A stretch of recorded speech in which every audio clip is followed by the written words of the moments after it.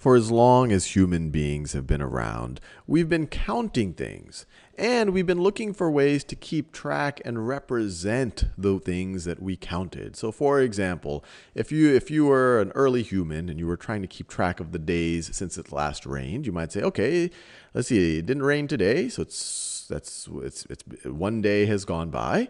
And we now use the word one, but they might have not used it back then. Now another day goes by. Then another day goes by, then another day goes by, another day goes by, another day goes by, another day goes by, and then it rained. And so when his friend comes and says, well, how long has it been since we last rained?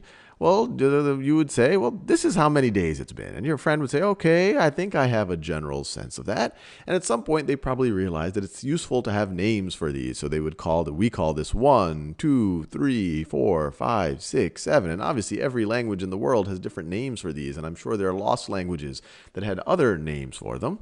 But very quickly, you start to realize that this is a pretty bulky way of representing numbers. One, it takes a long time to write down.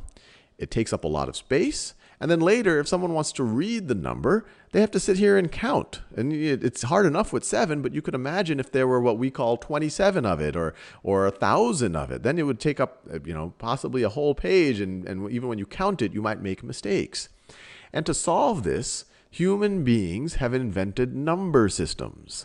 And it's something that we take for granted. You might say, well, isn't that just the way you've always counted? But hopefully over the course of this video, you'll start to appreciate the beauty of a number system and to realize that our number system isn't the only number system that is around. The number system that most of us are familiar with is the base 10 number system, often called the decimal number system. And why 10? Well, probably because we have 10 fingers, or most of us have 10 fingers.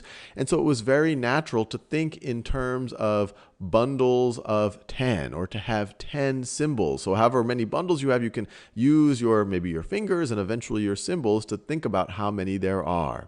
And since we needed 10 symbols, we came up with 0, 1, 2, 3, 4, 5, 6, 7, 8, 9. These 10 digits, these are our 10 symbols that we use in the base 10 system. And to just give us a little bit of a reminder of how we use them, imagine the number 231. So 231. What does this represent? Well, what's neat about number systems is we have place value. This place all the way to the right, this is the ones place. This is the ones place. This literally means 1, 1. One bundle of 1. So this is 1, 1 right over here. This right over here, this is in the tens place. This is in the tens place. This 3 here literally means 3 tens. So this literally means 3 tens. And this 2 here is in the hundreds place. It's in the hundreds place. Hundreds place. And so this represents 2 hundreds. 2 hundreds. And you add them together. And once again, I'm still thinking in base 10, you'd get 231. This is 2 hundreds plus 3 tens plus 3 tens plus 1. And in our base 10 system, notice, every time we move to the left, we're thinking in bundles of 10 of the space to the right. So this is the ones place.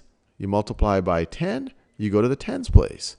You want to go to the next place, you multiply by 10 again. You get the hundreds place. If you're familiar with exponents, 1 is the same thing as 10 to the 0 power. 10 is the same thing. 10 is the same thing as 10 to the first power. So this is the tens place, 3 tens. And 100 is the same thing as 10 to the second power. And obviously, we could keep going on and on and on and on. That is the power of the base 10 system.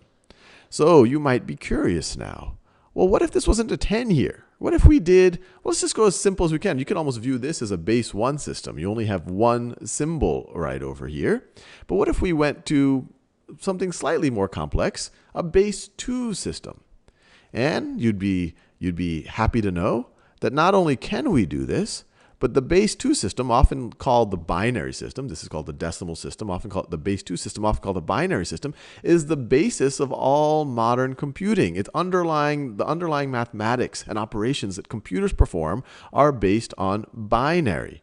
And in binary, you have two symbols. You have 0 and you have 1.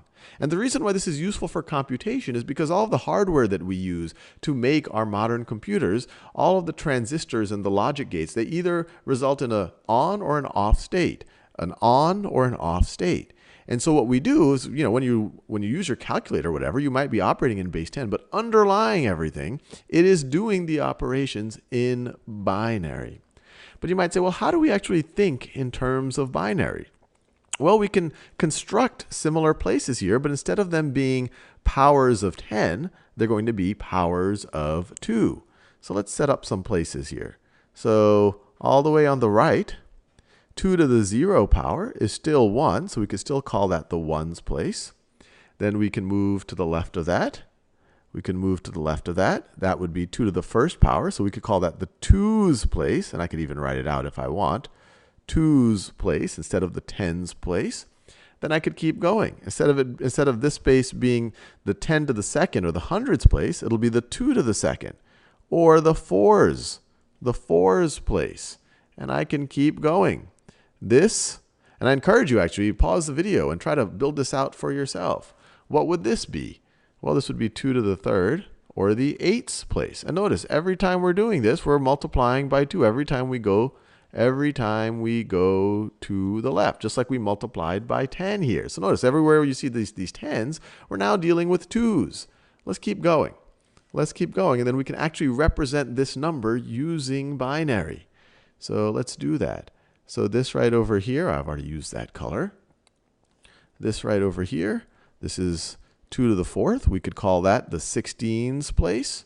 And then we could have, I'll reuse some of these colors. This is 2 to the 5th. We could call this the 32's place. Then we can go 2 to the 6th. 2 to the 6th.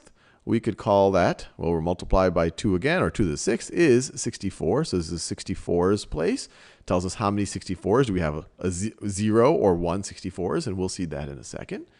And then we can go over here. This would be 2 to the 7th. That would be the 128's place.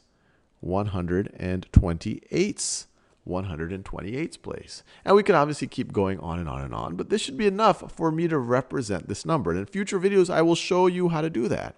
But let's actually represent the number. It turns out that this number in decimal can be represented as 1, 1, 1, 0, 0, 0, 1, 1, 1, let me do that in yellow, 1, 1, 1 in binary. And so what does this mean? This means you have 128 plus 164 plus 132 plus no 16s plus no 8s plus no 4s, plus 1 4s, plus 1 2, plus 1 1. And so you can see that these are going to be the same thing. Notice, this is 128. So it's 128 plus 64, plus 64, plus 32, plus 32. Well, we have 0 16s, 0 8s, so we're not going to add those, plus 4, plus 4, 1 4, plus 1 2, plus 1 2, plus 1 1, plus 1 1. And add these together. And once again, when we're doing this, when I'm writing it this way, I'm kind of using the number system that we're most familiar with, that we're most used to doing the operations in. But when you do it, you will see that this is the exact same number as 231, that this is just another representation. One isn't better than the other. The only reason why I converted to this is what I'm just used to thinking in. It's what I'm used to doing operations in. So hopefully you find that pretty interesting. This, to me, this was kind of opened my mind to the power of even our decimal system. In future videos, we'll explore other number systems. And the most used ones, base 10 is obviously is used very heavily, binary, and there's also hexadecimal, where you don't have 2 digits or not 10 digits, but you have 16 digits. And we'll explore those in future videos and how to convert between or rewrite the different representations in different bases.